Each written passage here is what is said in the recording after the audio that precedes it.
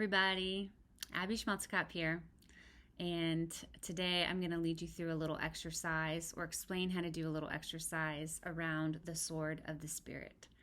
So, one of the things I want to talk about is hearing the voice of the Lord for yourself.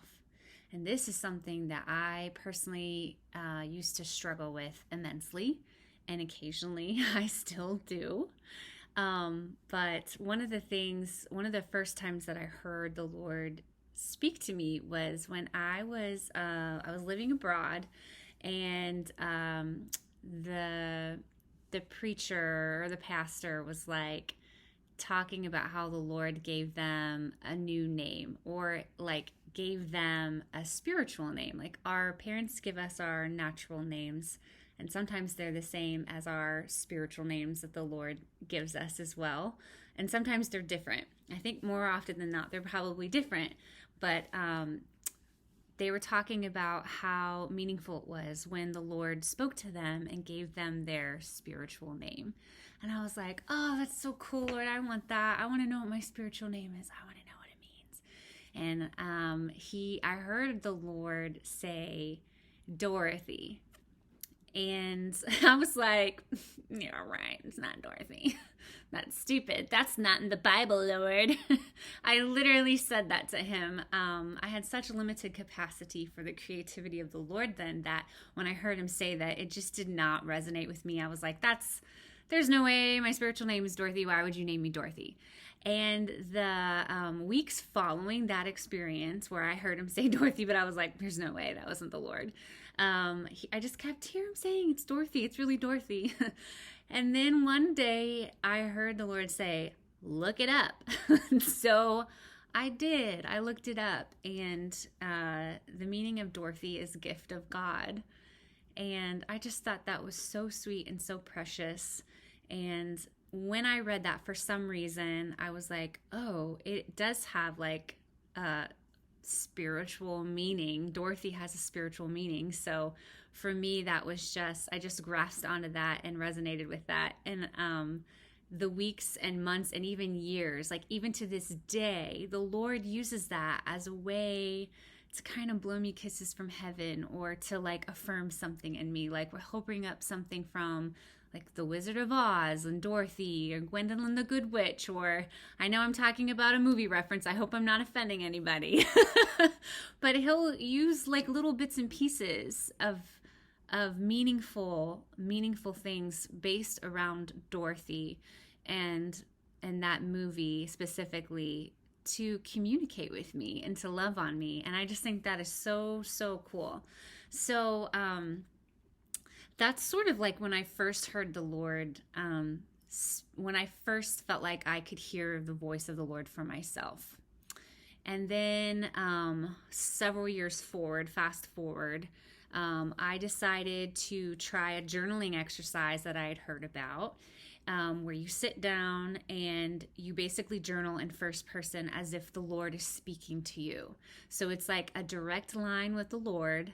Also, you have to be open and trusting that what you hear is from him.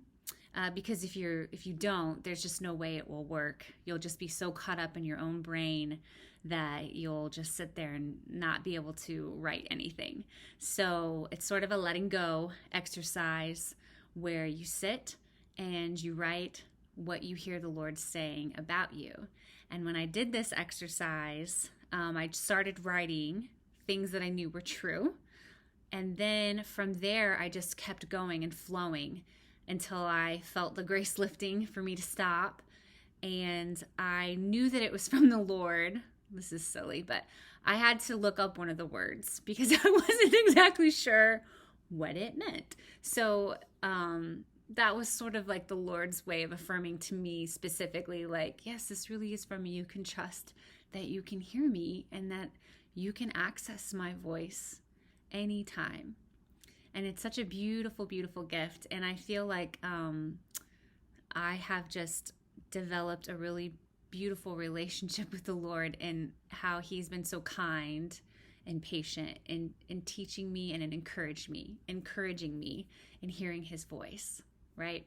So the activation or the exercise actually for today is I would like you to get some paper. You're going to journal. Surprise! If you didn't see it coming.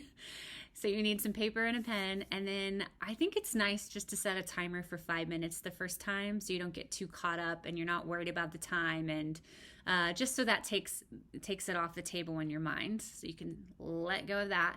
And then set a heart intention with the Lord and just ask him, say, Lord, will you just speak to me? Will you speak to me and help me trust you and trust that what I hear and what you're saying is from you? And then you're going to start your timer, and all you have to do is start writing something that you know is true.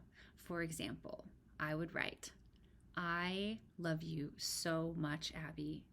I am so happy that you're my daughter. I delight in you. I just love spending time with you. ... Right? So I would start writing that. And then from there, I invite you, if you can, to try and let go of your mind a little bit and get really deep, lean into your spirit man or woman with the Lord and just trust and just let it flow. And I think the faster you write, probably the better. At least that's how it works with me because then I'm not thinking about it as much. So you just let it flow. And when that timer stops, you can read what the Lord has said about you. And it's true, right? So I just bless you to be able to hear the Father's voice in a whisper or in a shout. And I just bless you to be able to hear him today as you're journaling, and that it would just affirm who you are, your unique identity, and how he's made you. God bless you guys.